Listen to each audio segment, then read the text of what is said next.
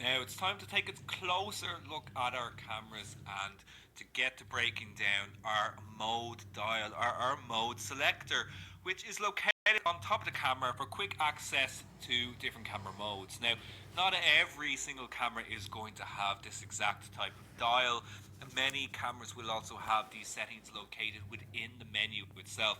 Depending again on the type of camera, it's going to be change the location, maybe for size reasons or convenience reasons, etc. But most DSLRs, at least, or mirrorless cameras will have some type of mode selector or mode dial. So let's break down each of these different symbols, starting with the most obvious, which is our automatic mode, or auto mode, which is great for just everyday photography. If you want to get out and start taking photographs straight away, not put too much thought into your technical settings, auto mode is the way to go. Let's have a look at its characteristics. So it is convenient, and that is the main thing about auto. It is a very, very convenient mode. It's pick up and go. Anybody can use it.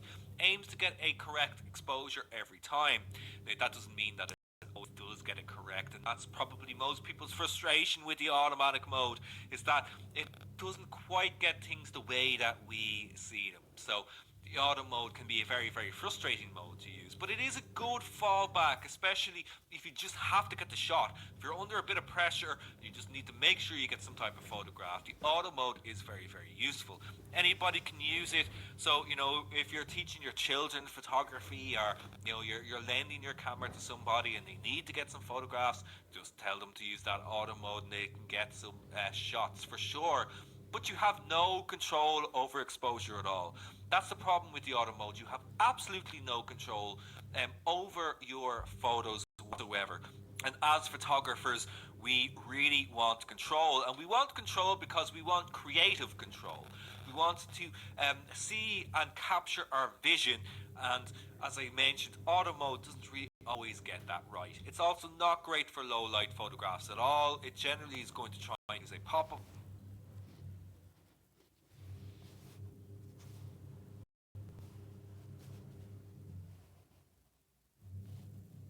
flash if available. So if you're trying to do some nighttime photography, you definitely need to get away from that automatic mode. Turning then to the next one, we're going to have a look at our program mode. And program mode can be a little bit confusing, but it's a stepping stone to more control. Now, what do I mean by that? Well, the program mode is essentially an advanced automatic mode. It is technically a semi-auto mode. This means that some settings can be changed. A lot of photographers, and myself included, would refer to the program mode as the professional's automatic mode. Okay, so it'll always try to get the correct exposure, but if we need to change some settings, we still have that ability when we're photographing in program mode. It basically calculates the best shutter and aperture combination for any type of scene. That's our light, our time. But we can adjust one part of the exposure and the camera will adjust the other part. So if I'm photographing, say for example, and I need to change my aperture, I want to change the depth of field. Don't worry if you don't understand what that term is. We will have a look at that in a future lesson. But if I need to change the depth of field for some reason, I can change it using the program mode, and the program mode will then work out the other parts of the exposure, namely the shutter speed and the ISO, to balance and make sure the exposure is correct. Okay, so it is a very, very useful automatic mode. It's a stepping stone to full control, and as I mentioned, it's kind of like an auto mode for full professionals. It can be confusing for beginners, however, because you still need to have some understanding of terms like shutter speed, ISO, aperture, and so on. And it still doesn't really give us full control either. But as you advance with your photography, you will begin to see how useful this mode can be. Moving on then, turning the dial again, the next one to have a look at is our shutter priority. And this will allow us to control movement and allow us to control motion within our photography. And we look at shutter speed much more in detail in lesson number 5. Again, this is a semi-auto mode. In other words, this means that we can change some settings, but the camera is going to control the rest of those settings. It sometimes appears as TV, which is time value. If you're using a Canon camera, you're most likely going to see it appear as time value. This will allow you to set the shutter speed. Okay, so we just focus on shutter speed when we're using shutter priority, and this is the amount of time that the shutter opens and closes. So this is, remember, one part of our exposure triangle. This is time, and we can choose how long the exposure lasts. So this is great for doing high-speed photography or for doing long exposure photography. The camera will control the rest of the exposure. So we don't need to worry about anything else. The camera will make sure those other settings are correct, depending on the shutter speed that we set. And as I mentioned, controlling shutter speed allows motion and movement to be frozen or blurred. We use a fast shutter speed to freeze motion, or we use a slow shutter speed to blur motion. Again, we'll look at this in much more detail, but it's a good idea to experiment with this mode and experiment with shutter speeds. You can't do anything wrong, so you may as well have a go and see what it does.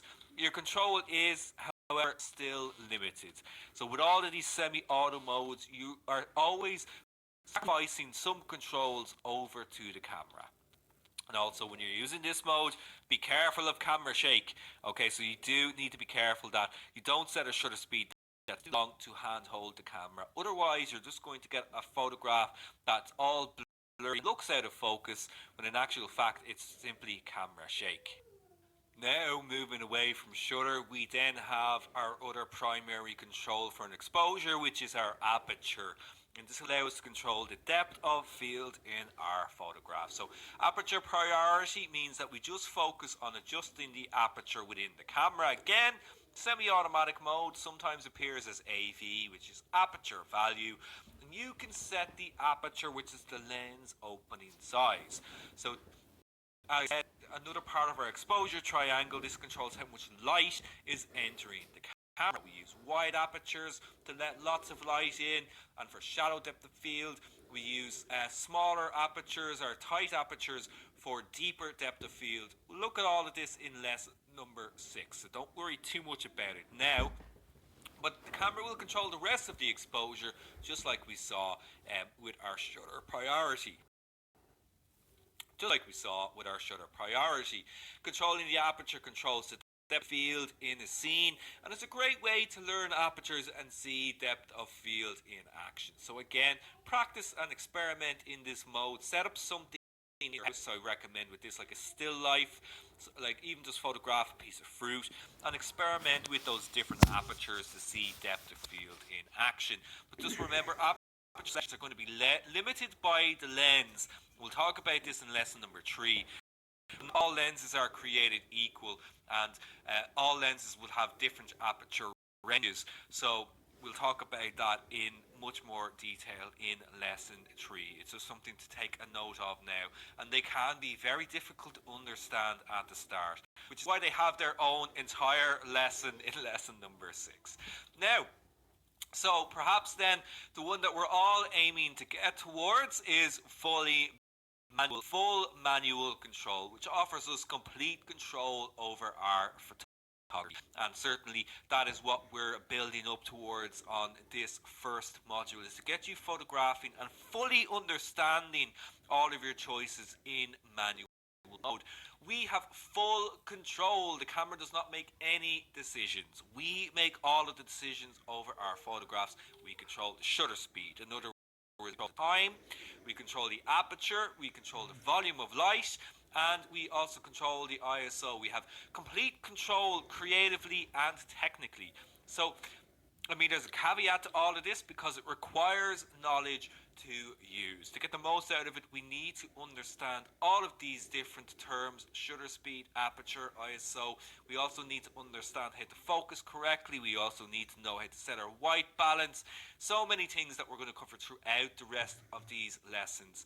And by the time you get to fully manual mode, you'll be surprised at, how easy it all is put together. And it is indeed the most satisfying mode to use. We get results using fully manual mode. We can really kind of say to ourselves, well, I have mastered my camera. Now, there are some other modes to be aware of. So many cameras will have these extra kind of auto modes available to them, like macro sports, portrait. These are just preset modes for a variety of different scenarios, where basically the camera will try to just set the aperture and the shutter speed to what it thinks are the best settings for these types of situation. Okay, they sometimes get it right, but in all honesty, I think you're better off sticking with things like your program, your shutter priority, your aperture priority, and your fully manual mode. Some cameras will also have these kind of creative auto effects, which will kind of add, different kind of styles to your images, like black and white, which is cool. But then there's like other kind of art styles and that. Not very useful in my opinion. This is something you're going to want to be able to do afterwards in post-production yourself. Again, a little bit more advanced, something we'll talk about later on. You might also find as well you've got these custom options as well, C1, C2, or U1, U2, and so on. And these will allow you to kind of, these are presets that you can choose the settings that you want to use. So, for example, if you're a wedding photographer and you have a particular way of photographing, you can maybe set some functions to your user one option, so that you can just quickly change the dial to that, instead of having to kind of faff about and go through all of the settings within your camera. Now finally, I just want to also mention as well about exposure compensation. So this is a very, very useful button available on nearly every single camera. And basically, exposure compensation will allow us to adjust the exposure when we're photographing in semi-automatic modes. So in aperture priority, shutter priority, program mode, if the camera happens to get it slightly wrong, we can increase or decrease the exposure using exposure compensation. How it works is we simply press this plus and minus button, and we can then just rotate our control dial, and we will see the exposure getting brighter or getting darker. Some cameras as well have this very, very convenient, simple EV exposure here, where you can just go -1, -2, or +1 or +2, depending on how much light or how much darkness you want to add to an image. And these are all things we're going to be speaking about at a later stage. But for now, it's important to be aware of it, that it is still possible to adjust exposure in our semi-automatic modes if needs be. We do not use it in fully manual mode. We don't need to use it in manual mode because we make all of those adjustments ourselves. Now, so that is the end of the lesson. Let's have a quick look at what is coming up in the next lesson. We're going to talk all about lenses. First of all, having a look at the different lens components of how our lenses are actually made, of view, and then we'll also talk about different types of lenses. So we'll have a look at the huge family of lenses that's available to us, and also the difference between zoom lenses and prime lenses. Now, a little bit earlier on in the lesson, I asked you which one of these was taken with a smartphone, and I played a little bit of a trick on you, because it's actually both. Both of these images were photographed using a smartphone. Okay, so perhaps you could see that a little bit more on the image on the left here of Oprah Winfrey. For me, I think the quality just isn't kind of maybe up to scratch there as compared to a professional camera, but that L cover is almost impossible to tell. So I believe both of these were taken using iPhones, but incredible photograph there, especially the L one, and something we're going to talk about later on, all about the light, the quality of the light in that photograph really, really makes it. So it just kind of goes to show you, it doesn't matter what type of camera you're using, it's still capable of taking a fantastic photograph. With that in mind, I'd like you to tell us what camera you are currently using, but post a photograph on it as well, from it,